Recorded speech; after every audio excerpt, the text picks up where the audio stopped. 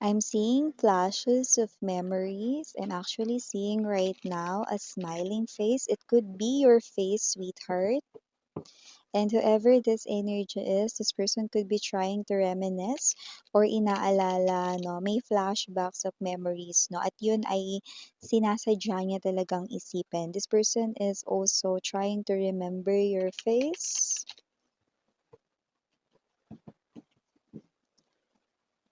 But I want to be honest right here. This person's very sad right now. Hoy, Valentine's na Valentine's. Sad siya. Tingnan natin bakit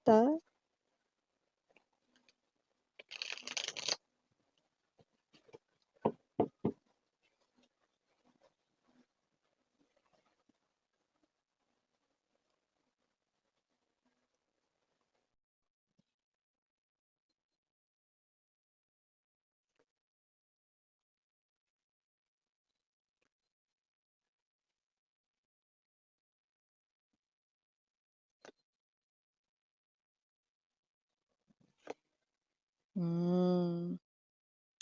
알았어. Okay, okay, okay, okay.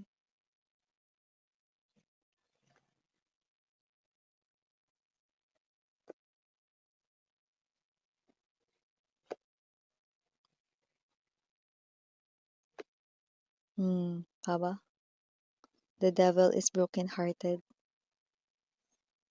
Look, the devil is broken-hearted. Oh,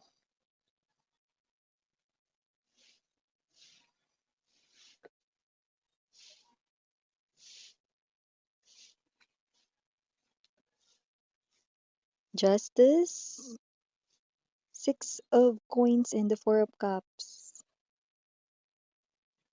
Para sa ating bottom of the deck. Someone. Okay? Parang telephone booth lang.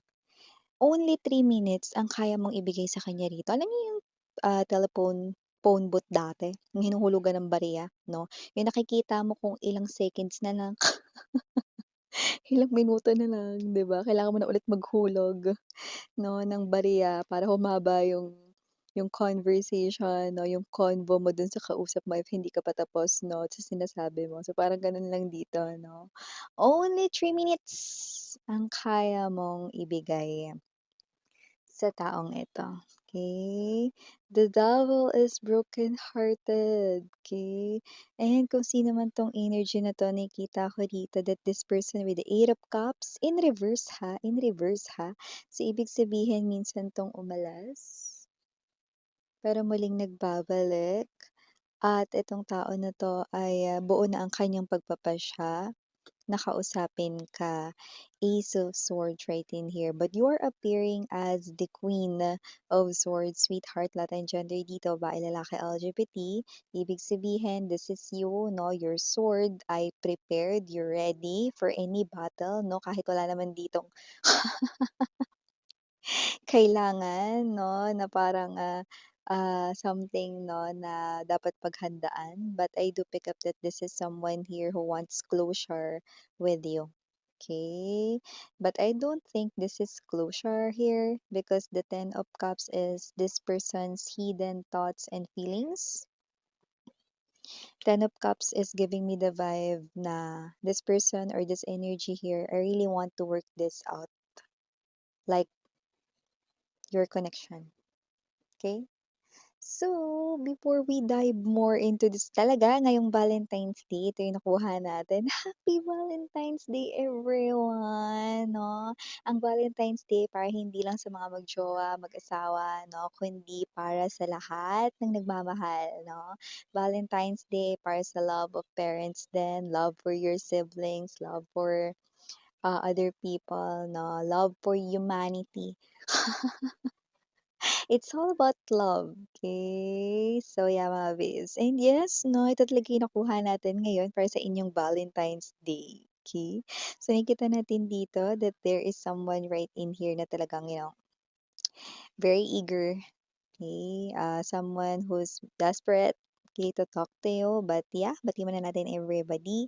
Hi and hello there everyone. My name is Yan. Welcome new subscribers, returning Istam buyers and puyaters. Thank you so much. Ayun yung walang sawang love at support for me. Okay, at kung di nyo pa alam, mayroon pa po tayong other channel. Link down below sa ating description box. If interested, just click that link para mapunta kayo there araw-araw. Nag-upload tayo ng collective readings for all signs na yun nga.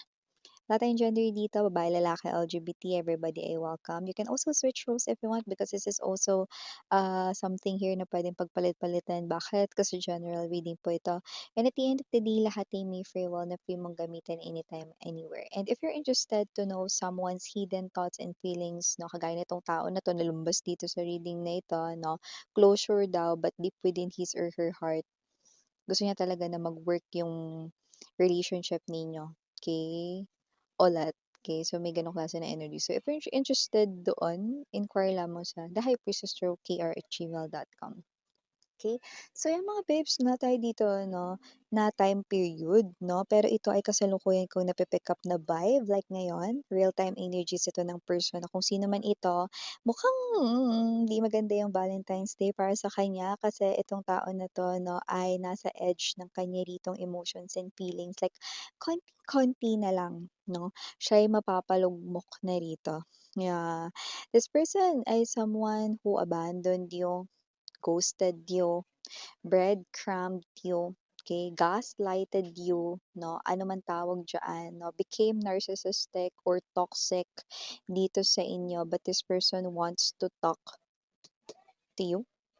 Ace of Swords energy. So I do pick up that this person here could had hurt you, done something wrong sa'yo, like it's a big mistake, it's something here that's still big deal for you guys, no, because you appear here sa enerhiya ng Queen of Swords, no. Ulitin ko lang, wala tayong gender dito, babae, lalaki, LGBT, but definitely I do pick up, no, na yung iba kapag ka nakaharap mo 'to, 'no, pupuntahan ka kasi nito honey, 'no, kapag nakaharap mo ito, 'no, may mga tao rito na parang pipigilan ka. Siguro talagang galit ka sa kanya or siguro alam mo yung iba pipigilan ka if mag-burst ka sa galit, pero yung iba puwedeng papakiusapan ka na, "Sige na, kausapin mo na 'yan, kahit na 'wag ka na magsalita, pakinggan mo na lang siya."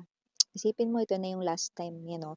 It could be friends or it could be family members, 'no, para hindi ka na kulitin, "Yan, sige pakinggan mo na lang 'yan," or whatsoever, 'no, and then this is you. Whatever that is, pinipilit ka man rito na sige para matapos na, para hindi mo na makita ulit yung face niya or whatever, 'no. Okay, o sige, 3 minutes, sampol. Only 3 minutes binibigyan kita rito, 'no. Bakit nga ba siya humihingi rito, 'no, ng time mo? Okay, it is because this person here wants to explain. Yan.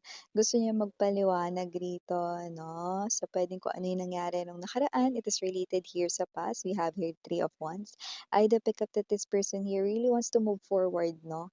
Okay, mag-move forward dito sa inyong situation. However, this person right in here, binibigyan mo lang siya rito ng 3 minutes of your time, no?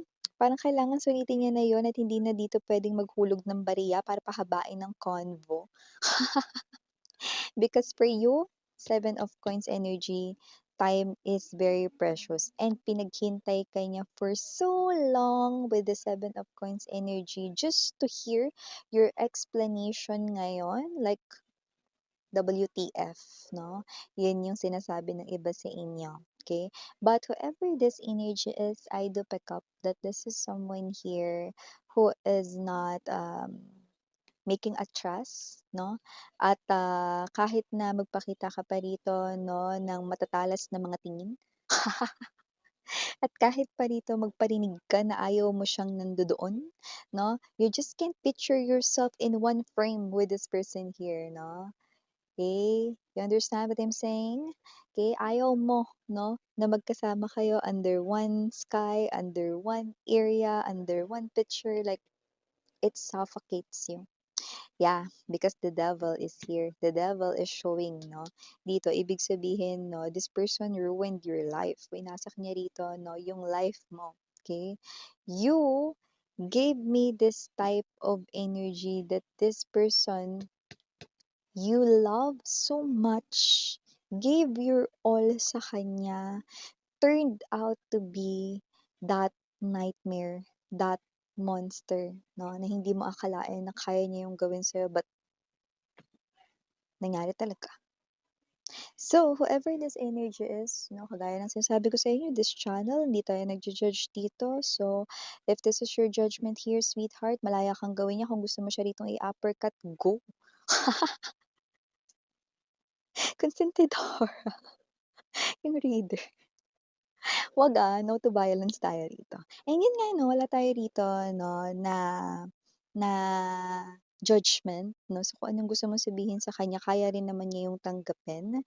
And yes, tama ka, pinaghintay ka niya ng super tagal para lang dyan sa explanation na yan or sa sorry na yan. No, we have here the Five of Swords energy. Okay, hindi ako nakikipaglaro dito. Importante yung oras ko. Tell everything na kaya mong sabihin. Bibigyan lang kita rito, no, ng 3 minutes. Others, it could be lesser than 3 minutes right in here. Then explain everything that you need to explain. Magbakal ka or whatsoever, I'm just giving you minute of my time. Yan. Yung iba, hindi yung saktong 3 minutes, ha. Nakita ko kasi dito na parang hanggang dun lang yung kaya nyo siyang kausapin at harapin. So, I do pick up that this devil is broken-hearted. Yeah, matagal siya ditong nasadlak sa ganitong klase ng pakiramdam. Okay, na talagang nasasaktan siya. And now, ay Heart's Day or Araw ng mga puso, no, nagmamahalan, diba? Nakikita ko dito that this person here is not feeling love right now. Not with other people around him or her, but he or she is pertaining only with one person. Noya.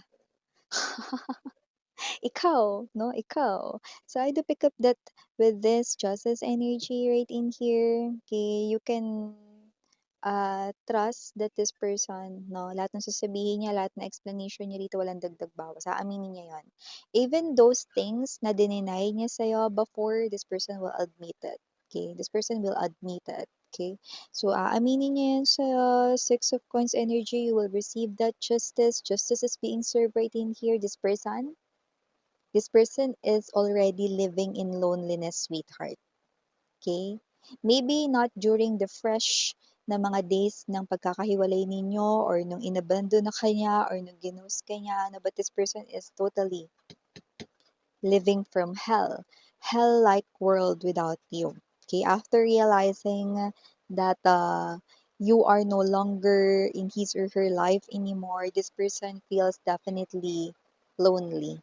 And Six of Coins energy, I do pick up that this person right in here, someone na talagang nag-struggle na ma-achieve yung balance and up until right now, even kapag kaharap ka na niya or kapag nangyari na to, no, tapatan na ito or face-to-face na inyong dalawa, one-on-one or personal na pag-uusap, no, still, this person is trying to maintain the balance pero wala. Okay? So I do pick up that with the Four of Cups energy, I do see that for a lot of you, you're really hurt by this person. Because you're showing that I don't want to go back to that kind of situation, Miss Yan. And I fully understand where you're coming from because you have dealt with the devil. Okay? So, with the Four of Cups energy, after this talk, after this conversation, okay, aminin natin, others of you, you will receive that kind of kahit papano relief or sense of relief kasi hindi niya dininay lahat ng mga pwedeng dininay niya sa'yo dati. Or, yeah, for a lot of you, if your intuition is really on point and high, dito, mafe-feel nyo talaga that every word that this person here lumalabas sa kanyang lips ay true. Okay, so just take only what resonates. But definitely, for a lot of you, I really do not want to go back doon sa situation na yan na nilagay ako ng taong iyan, Miss Yan. So, it gives me this type of conclusion that this is you, you have received your justice, but connecting once again dito sa person na to, like, wala, hindi mo alam. You do not know. Okay? It's okay. Because this person here, matagal niya nang uh, na, na loss, no? Yung opportunity to stay with you. Yeah. Okay? So, for the initials right in here, yes, we do have una-una na capital letter F. We also have here capital letter C. Andito rin capital letter T. And we also have here capital letter B as in boy. For other letters might not be capital, but just take only what resonates. We have M, O, Y. Oh, someone's nickname could be Moy. Okay, just take only what resonates right in here. For other letters, we have A. For letter L, it might be more than one letter L. It's small letter L right here. And we also have here letter Q in small letter. And last but not the least, we have the letter G in small letters. So yeah, mga babes, no, happy Valentine's kahit na hindi happy ang Valentine's ng person ni Iti. But I like your confidence sa 3 minutes lang, hindi dapat siya lumampas doon, 'no? Because yun ang worth ng time mo dito. Very precious, sweetheart, okay? But what I like more about you is that you've grown so much. Naayos mo yung well-being mo and I can say na super tapang mo na. And I'm proud of you even though I do not know your name personally. Thank you for being here and thank you for showing me, okay, that one can really stand up, no? After a very tragic past and nagawa mo. So I'm proud of you. Oh, virtual hug. So yeah, mga babes, the mga messages right here. Thank you again. I'm Mariana. I'm Sarang Hela Light. Happy Valentine's. Annyeong.